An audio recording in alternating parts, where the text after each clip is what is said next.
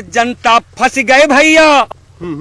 अरे जनता फंस गए भैया मोदी की चतुराई माँ, कमर तोड़ महंगाई माँ हो। जनता फंस गई भैया हो, जनता फंस गई भैया मोदी की चतुराई माँ, कमर तोड़ महंगाई माँ हो। चाहे जितना करो कमाई फिर भी बचे नए को पाई, सिलेंडर कैसे हम भरवाई, सब्सिडी अभी तक ना।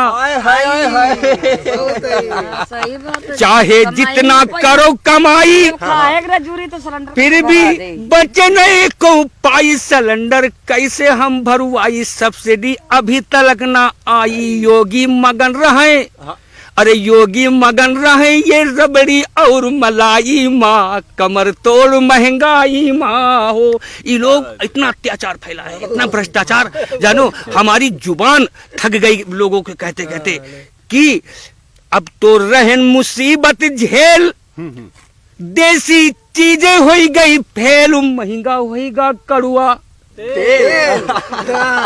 और डीजल और पेट्रोल इतना 90 रुपए तक डीजल पहुंच गया है। इनको लोगों को शर्म नहीं आती, शर्म नहीं, इनको बिल्कुल शर्म ही नहीं है। इनको लोगों को बिल्कुल शर्म नहीं कि जनता मरी जा रही है और कोरोना ला के नौटंकी फैला करके, जानो चाहे हम तो रहन मुसीबत झेल, देसी चीजें हो गई फेल, महंगा होगा कड़ुआ तेल, सब्सिडी जीएसटी का है सारा खेल। ओ पैसा जा रहा है सारा यार दवाई माँ, कमर तोड़ महंगाई माँ हो। जनता फंस गई भैया, ओ जनता फंस गई भैया मोदी की चतुराई माँ, कमर तोड़ महंगाई माँ हो।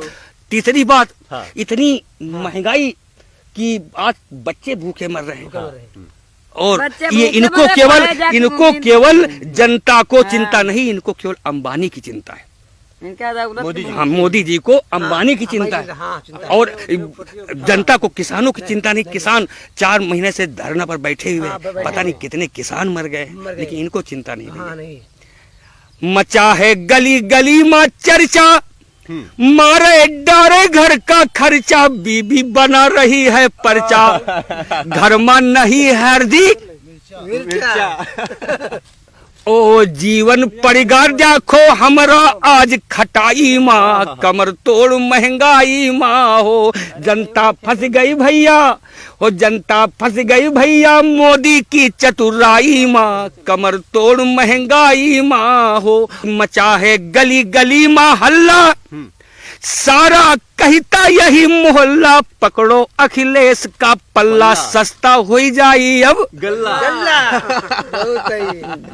जन ओ हम तो थक गए न भैया देखो, हम तो थक गए न भैया देखो, आवाज जाई माँ, कमर तोड़ महंगाई माँ ना। जनता फंस गई भैया, वो जनता फंस गई भैया मोदी की चतुराई माँ, कमर तोड़ महंगाई माँ ना।